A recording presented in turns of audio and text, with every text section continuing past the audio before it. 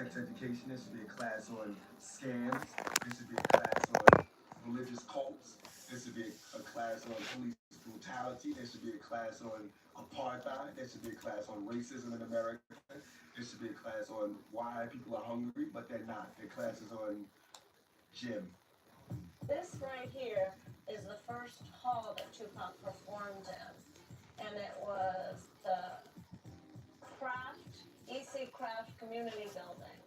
And Pac did this with Digital Underground, packed the place. I had talked to Atron and I wanted to get us a deal, and he said we had to make a video. We decided to have our own mini concert here on the grass so that we could show Atron how tight we were. And so all the kids in the building were our audience right here on the grass.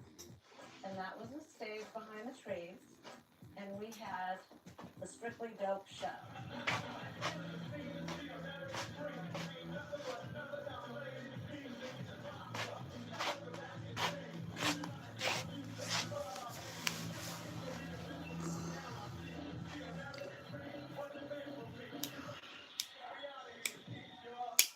And this is where we made our tape that I sent to Aiken that got popular.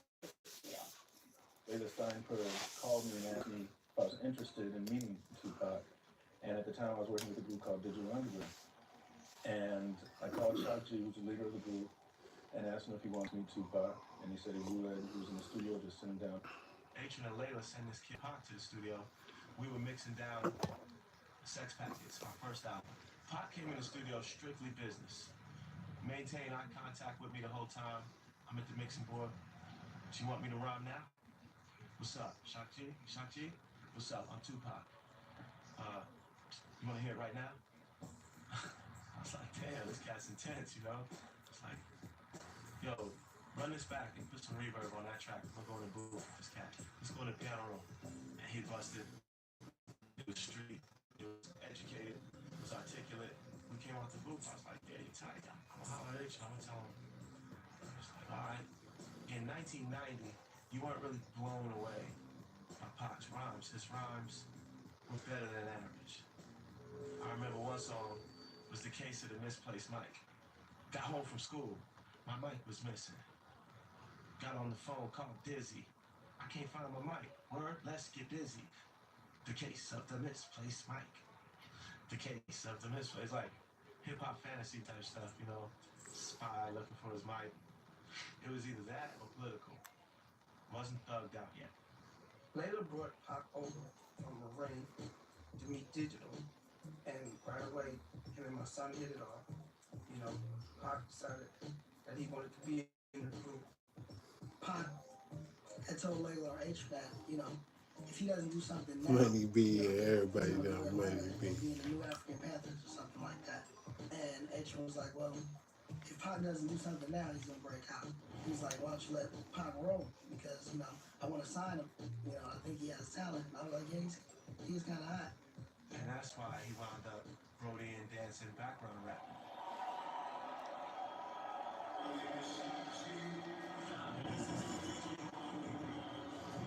Okay. He came out. Once he came on the road, every chance he get, you know, he get on the mic. You know, after the shows, after parties, he'd grab the mic and just, you know, once people saw Eating the mic. it was just... And as we got to know him, we started working him into the rhyming situations more and more as most we could, you know. We were on our second album at the time, an EP release, and Dan Aykroyd wanted us to do this movie with him, Nothing But Trouble, and do the soundtrack. And Pac was on tour with us when we got offered, and that's why Pac wound up on the same song. Yeah. I remember once when he thought the that sound shit man slapped.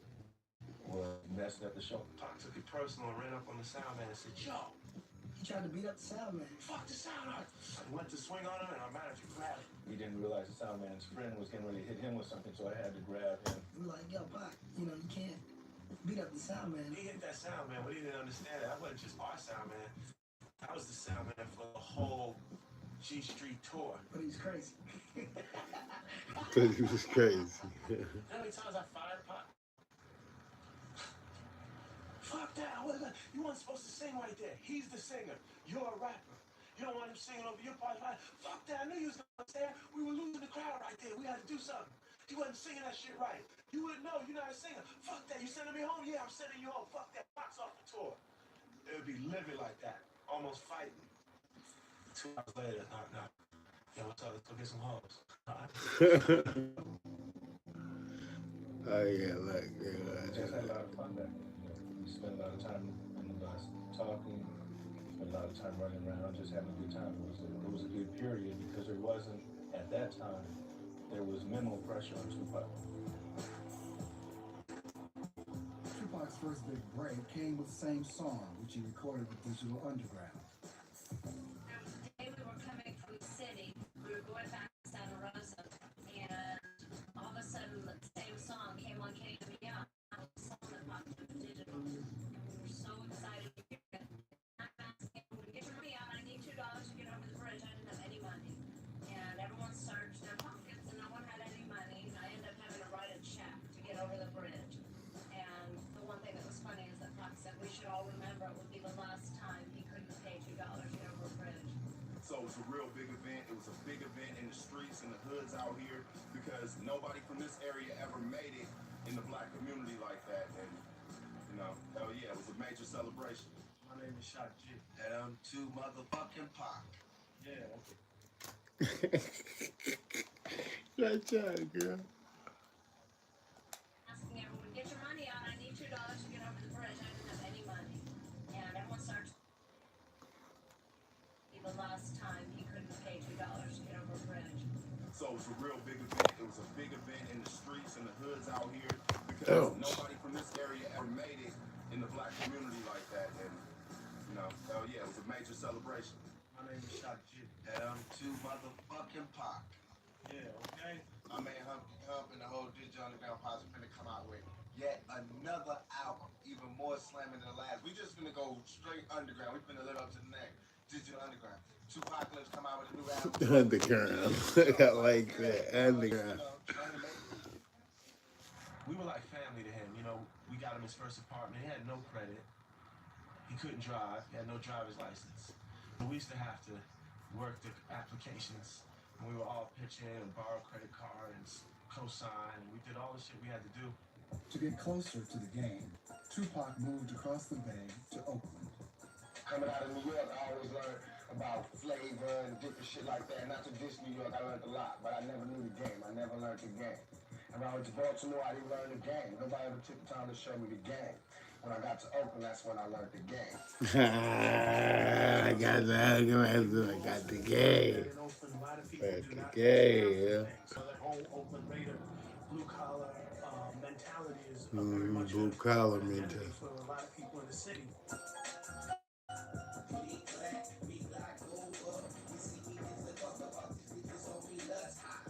His first solo album, Tupacalypse Now, was explosive and This propelled is him to the him. spotlight. With this came New Dangerous. I come to his house, and all the lights would be on. He's on the first floor apartment. Drapes wide open.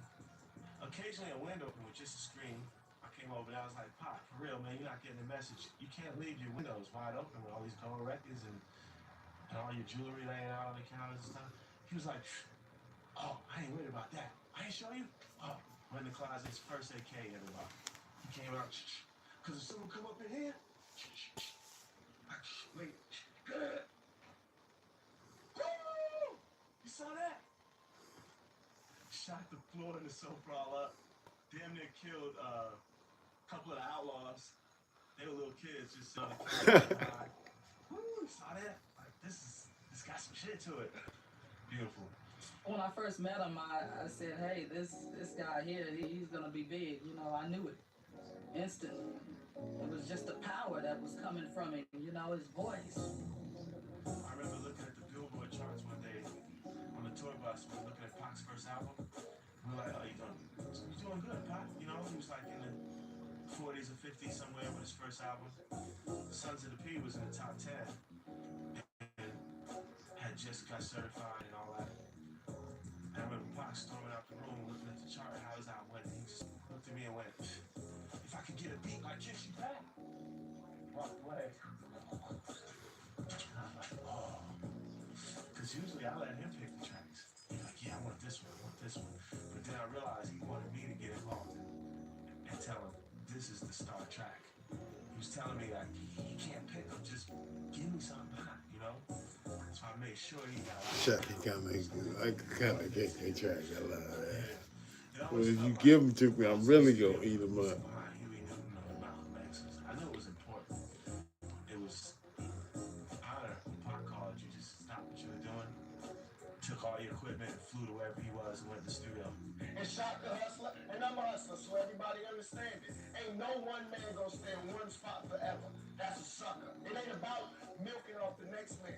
That's a motherfucking hoe. I'm a motherfucking pimp. I'm finna come up on my own. I'm gonna get my own sack. So I took what little bit he gave me and doubled up and doubled up and doubled up, and I've been doubling since. And I'm gonna keep on doubling till these niggas kill me, and that's that.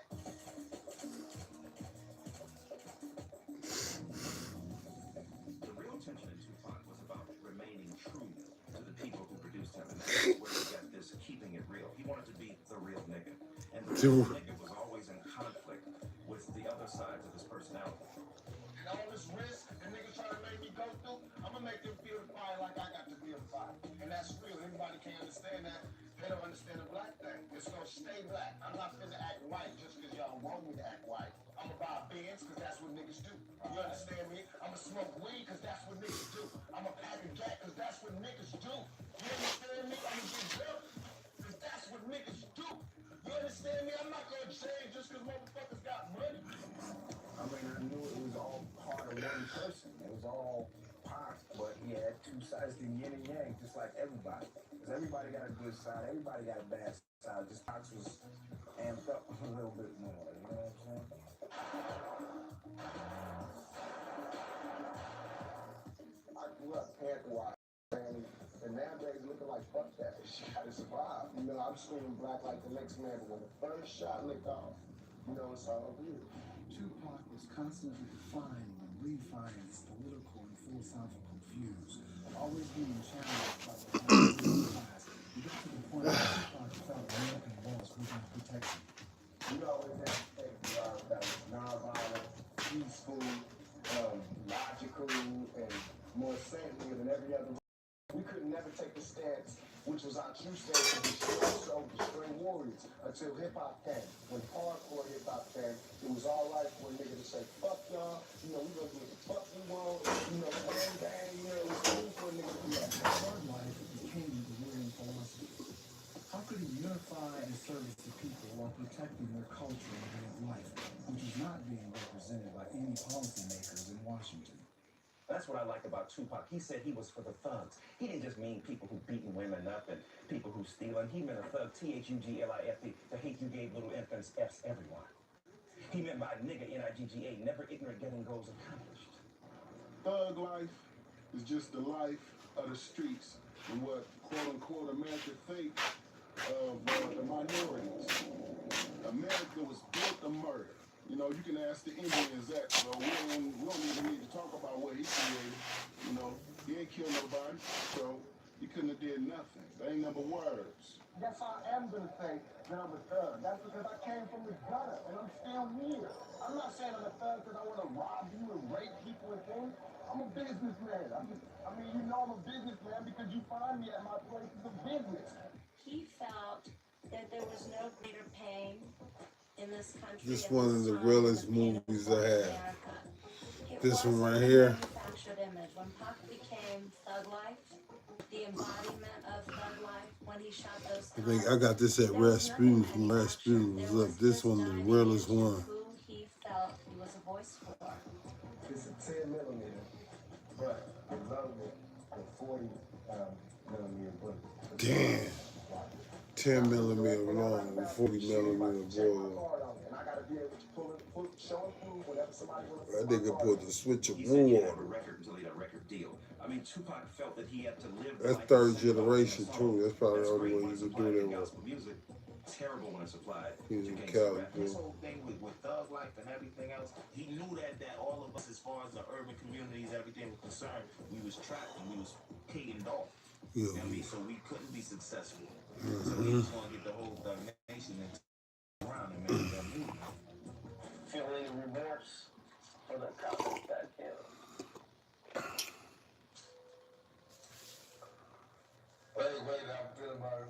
it too.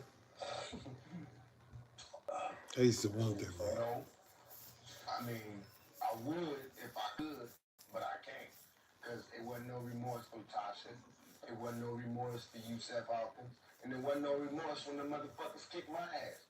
So they can all motherfucking die. So they respect me as a motherfucking man. Nigga going Every hard. black man out there, they can all motherfucking die. And that's real. So they do. More motherfuckers gonna die. As long as they got bullets, it's gonna be some justice around this motherfucker. Motherfuckers is scared to be themselves, dog. You know, and he was like, man, I'm myself good or bad. Back ball. I was waiting for him to get it. I see Ray Love. I had to wait for him to get the back ball. He had the back bus.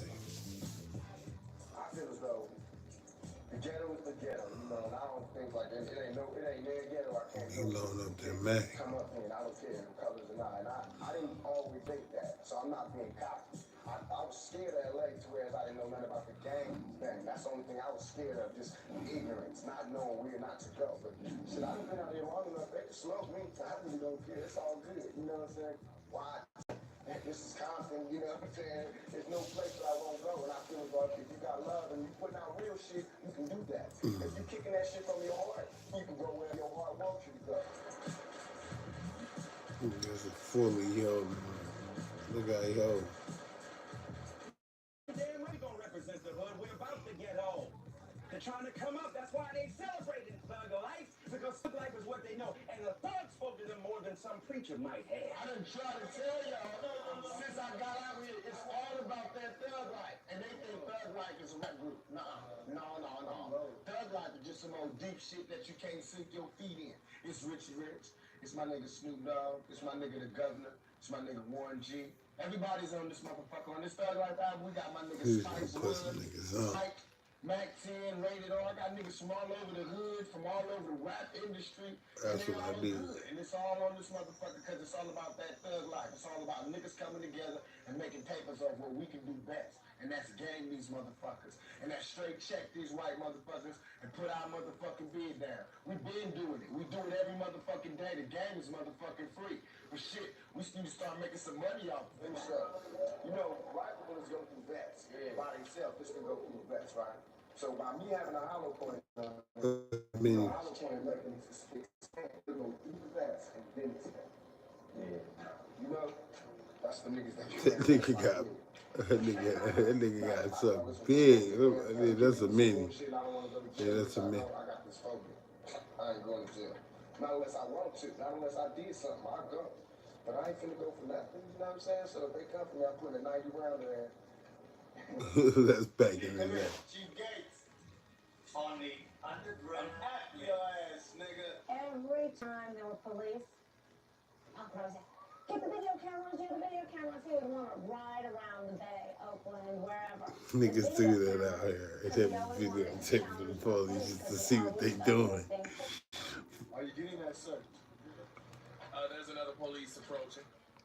We now have 4 Sorry, cars. people, they have OJ in the back. We now have 4 cars at the scene, ladies and gentlemen, for this one side. We have 4 cars. I heard a knock on the door, and I was like, oh God, the cops are here again. So I go, when I opened the door, I was like, yes, officer. And he said, we've had more complaints. The music is too loud. The relationship with the police that was strained. Tupac often found himself at odds with law enforcement. Bruh, you like the. Black police officers who do not believe in I can't count how many hands, how many people told me that. He shot 2 off-duty police Thug officers. game, so they always say that.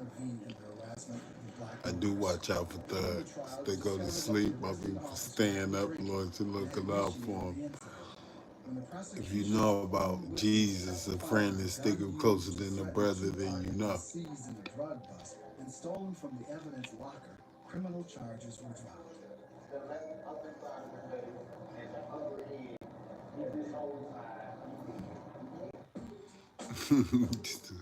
As an artist of just 21, Tupac began to create an incredible amount of material, more than some create in a lifetime. Yeah, Things were creative. changing rapidly around him, and he wanted to capture it all. Look at the cover, like he's vibing. You want to write about it right now on the spot, and then you write it. Well, how does it sound? And usually when you sing your raps, you kind of like saying rhymes and saying it, kind of figure it out. Right after he wrote it, he would say it just as loud and passionate as if he was in the booth. He'd be sweating and spitting, and I'm like, that's dope.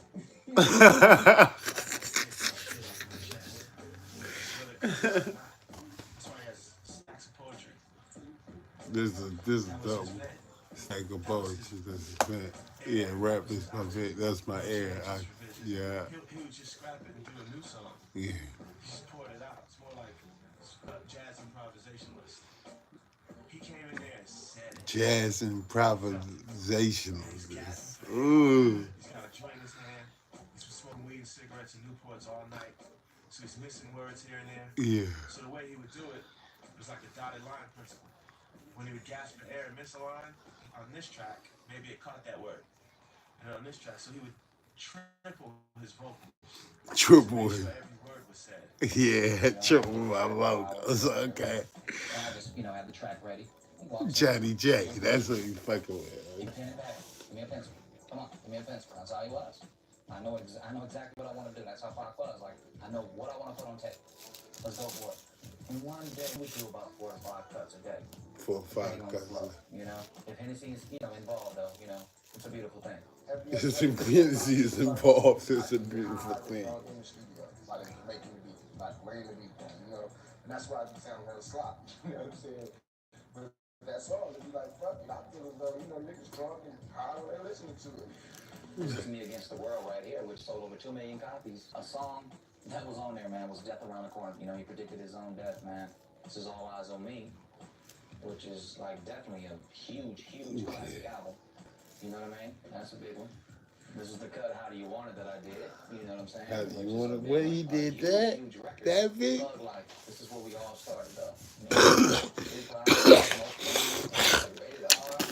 That shit's so certified now. They getting buku off of it. I was the music man, Pac was the lyric man. We were LA and Babyface all the way.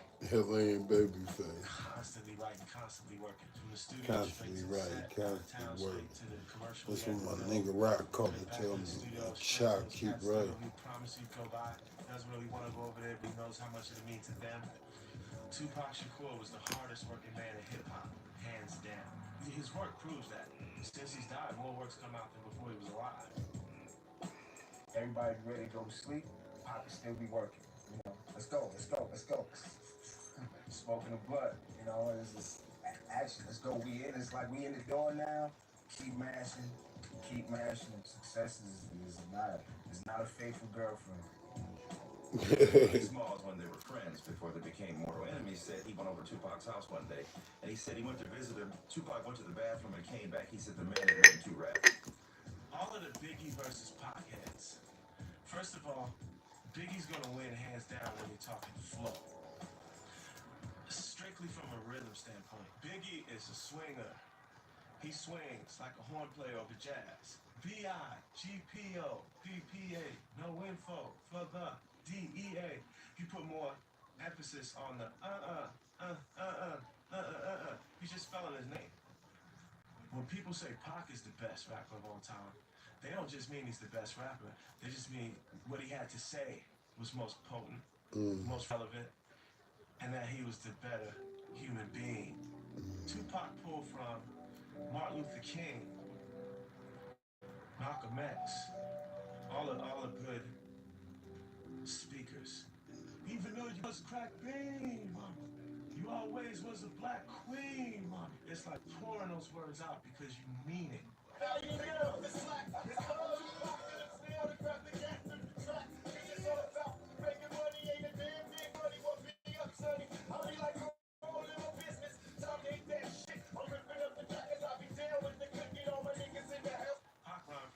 Stomach. Humpty Hump and Slick Rick rhyme from the nasal palate. From the nasal palate. Nas rhymes from the back of his throat. Nas. Pac rhymes from the pit of his stomach. You know what I mean? And he was singing it out. So singing it out. If you listen to that, there wasn't many rappers doing that. Gave me some shit. It makes sense, man, because of the simple fact the way he wrote lyrics, man.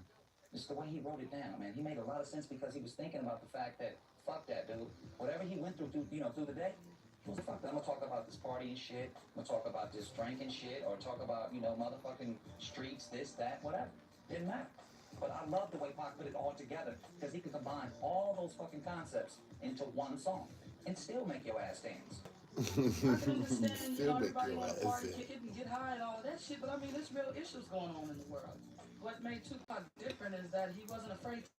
I haven't seen nobody that was just ghetto-fied at the same time articulate and just be able to maneuver them words and vocabulary and just expand to where you just be like, damn.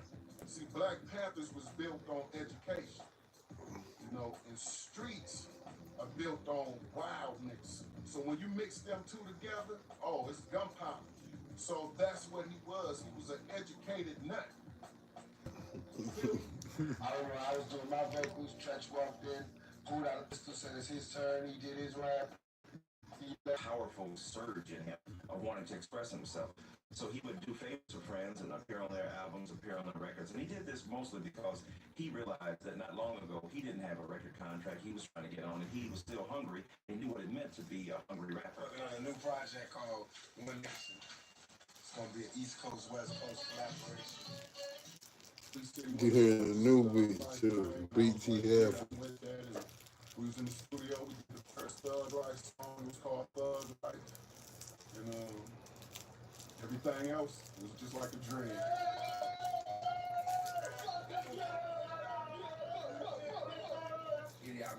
Outlaws, Machiavelli trained soldier in the flesh. Shit. 92, I just graduated high school, we reached out to Pac and was like, what's up, you know what I mean? I was like, come to Oakland.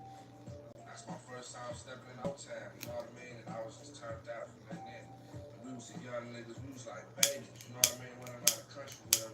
Watch what's going on so you can see when you come in, you can see if I'm giving you something. If y'all all walking around like this, we can do this shit separate. I can rap, you rap, what's the point? Interaction. Interaction. That nigga hard. That nigga hard.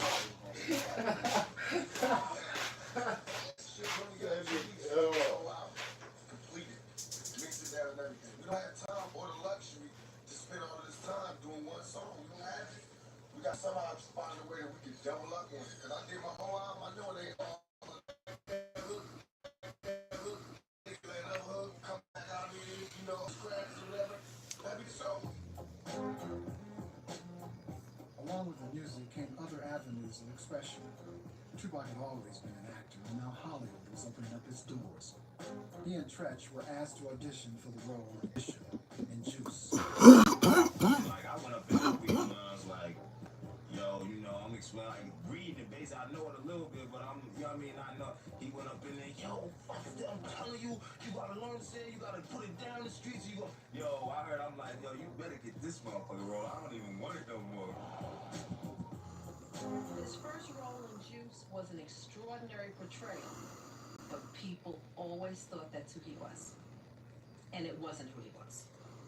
Hell yeah, on the riots or something, nigga. On 29, your boy Pac was filming a movie, a multi-million-dollar movie with Janet Jackson. But that motherfucking night, I was out there shooting up motherfucking Chinese takeouts. I swear I was. Come through. Hey, but Buzzin', that was a movie I was doing. That was a movie. That nigga stupid.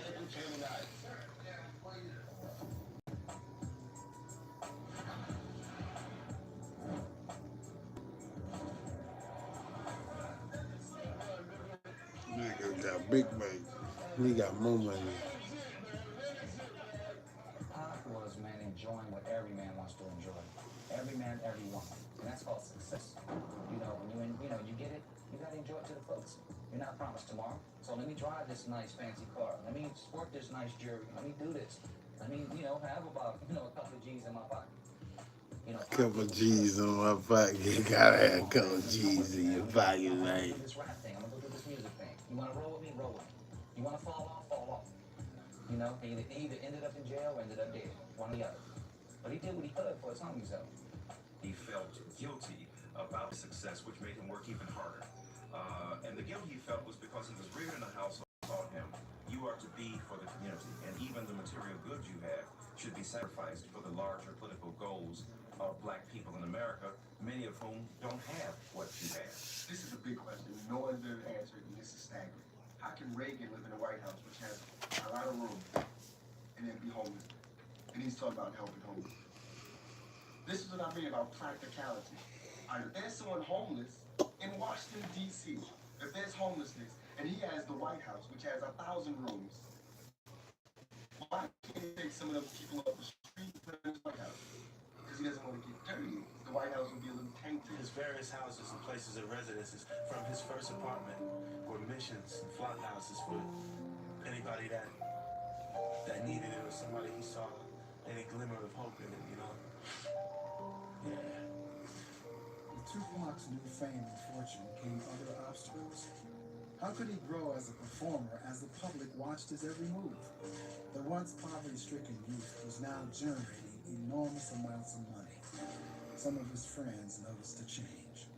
From not having nothing to having the power and the allure of fame to a young broke nigga from the ghetto, I mean, you couldn't imagine.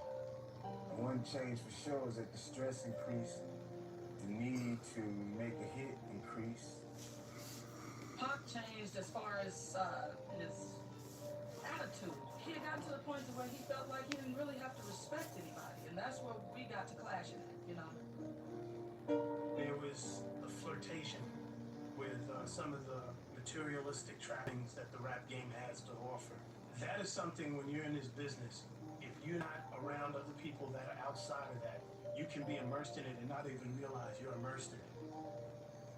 I don't know if I could have handled that shit. A man don't know what he can handle in that position. You know what I mean? Pop was younger. He was going through a lot of different shit. Motherfuckers trying to kill him, you know what I mean? Setting him up. Lawsuits, shit that's real crazy. This business.